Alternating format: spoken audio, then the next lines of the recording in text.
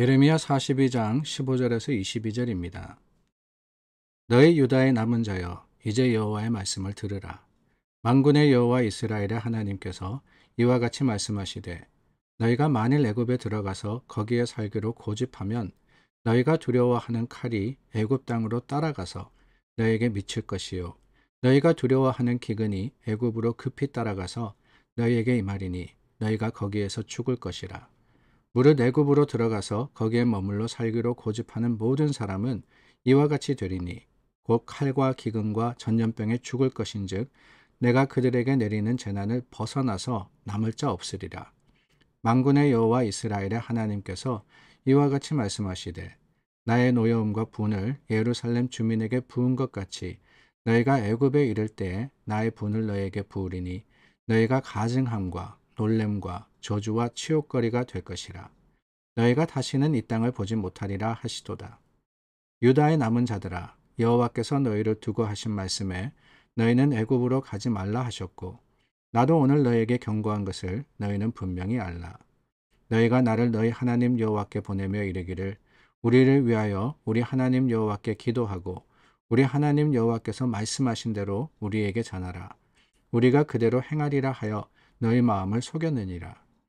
너희 하나님 여호와께서 나를 보내사 너희에게 명하신 말씀을 내가 오늘 너희에게 전하였어도 너희가 너희 하나님 여호와의 목소리를 도무지 순종하지 아니하였은즉 너희가 가서 머물려고 하는 곳에서 칼과 기근과 전염병에 죽을 줄 분명히 알지니라.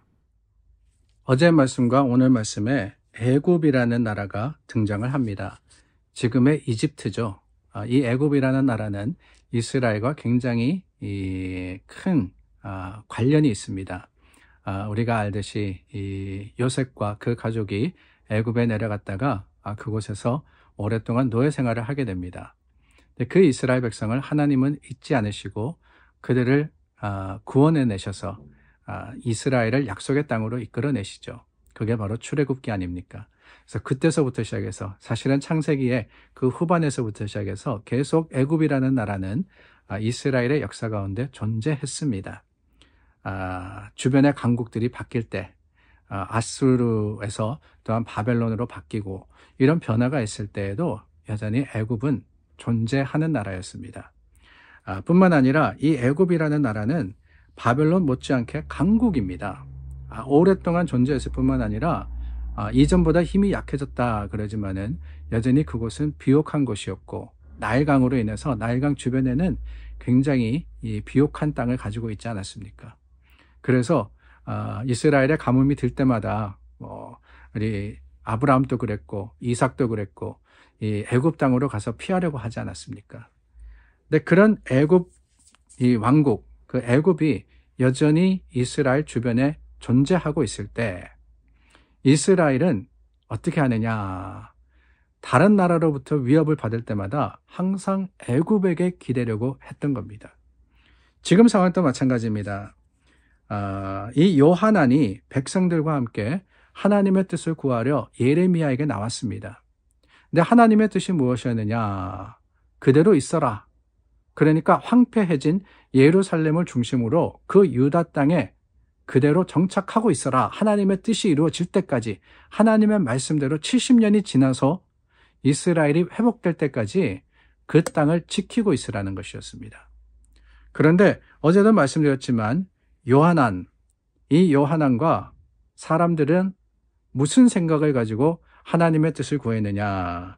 실은 애굽으로 가기를 원해서 예레미야에게 물었던 것이지요. 20절 말씀입니다. 너희가 나를 너희 하나님 여호와께 보내며 이르기를 우리를 위하여 우리 하나님 여호와께 기도하고 우리 하나님 여호와께서 말씀하신 대로 우리에게 전하라. 우리가 그대로 행하리라 하여 너희 마음을 속였느니라 그랬습니다. 너희 마음을 속였다 그랬죠. 이미 이 백성들의 요구를 보면은 우리라는 단어가 계속해서 반복됩니다. 아니 하나님을 나의 하나님이라고 고백하는 것 같지만 사실은 이 백성들은 어떤 생각을 하고 있느냐? 그 하나님을 내 뜻과 내 생각을 이루는데 사용하고자, 그러니까 내가 원하는 것을 이루는데 하나님께서 바우치해 주면 좋다는 거예요. 인정해주면은 내가 마음의 부담감도 없고, 이게 하나님의 뜻이다 라고 생각하면서 내 생각대로 할 수 있는데, 문제는 뭐냐? 예레미야가 말합니다. 너희가 너희 마음을 속였다. 하나님 앞에 순종하겠다, 그대로 행하겠다 라고 했지만 실은 너희가 그런 생각을 가지고 내게 온 게 아니지 않느냐. 너희 마음대로 하겠다 라고 생각한 것이 아니냐 라고 했던 것이지요. 하나님께 기도하라 그랬습니다. 하나님의 뜻을 구한다 그랬습니다. 그런데 실은 하나님의 뜻이 아닌 자기의 생각을 주장했던 거예요. 여러분, 우리 기도가 이럴 때가 얼마나 많이 있습니까? 우리가 하나님께 기도할 때 그 기도의 대부분을 차지하는 내용이 무엇입니까? 하나님, 이루어 주시옵소서, 주시옵소서, 주시옵소서. 물론 하나님은 구하라 그러셨습니다. 하나님께서 그 기도를 들으시고 이루어 주시겠다고 말입니다. 그러나 우리는 구함에 있어서 하나님의 뜻을 구하는 것이지 내 원하는 것을 구하는 것이 기도가 아니라는 사실을 기억해야 합니다. 하나님, 내 뜻대로 이루어 주시옵소서. 아니에요. 하나님의 뜻이 이루어지기를 원합니다. 비록 때로는 그것이 힘듭니다. 때로는 어렵습니다. 받아들이기 참 버겁습니다. 그러나 그 순간에도 내가 하나님의 뜻에 맞추어서 주님의 거룩하신 선포를 수용하겠습니다. 이게 바로 기도라는 거예요. 오늘 여러분 그 성경 본문 말씀 읽을 때 보면은 항상 그날의 찬송이 나옵니다. 오늘 저희가 찬송가 425장을 함께 부르자라고 여러분들과 나누었는데 425장 1절에 이런 가사가 있습니다. 주님의 뜻을 이루소서 조용한 중에 기다리니 진흙과 같은 날 빚으사 주님의 형상 만드소서. 그렇습니다. 주님의 뜻을 이루소서. 내 뜻을 이루어 가는 게 그게 신앙이 아닙니다. 하나님의 뜻을 찾아서 그 뜻대로 행하는 게 그게 바로 신앙입니다. 오늘 우리가 주님 앞에 나와서 기도할 때 우리 기도는 어떤 모양인지 어떤 내용인지 여러분들 가만히 살펴보시기를 바라요. 하나님, 내가 이게 필요합니다. 하나님, 내게 이게 있어야 됩니다. 내가 이것을 원합니다. 내 뜻대로 이루어 주시옵소서. 내 뜻을 이루어 주소서. 그것은 아닐까요? 여러분, 하나님께 구하는 자들은 하나님의 뜻을 때로는 힘들고 어렵지만, 이해하기도 어려울 뿐더러 받아들이기는 더 힘들지만 주님 앞에 순종하겠다는 마음을 가지고 나와야 됩니다. 내가 싫어하는 그것을 하라고 하시면은 아멘 할 수 있는 그 용기가 있어야지만 하나님께서 가장 선한 것으로 우리에게 주시지 않겠습니까? 우리의 기도, 우리의 간구는 올바른 것이기를 원합니다.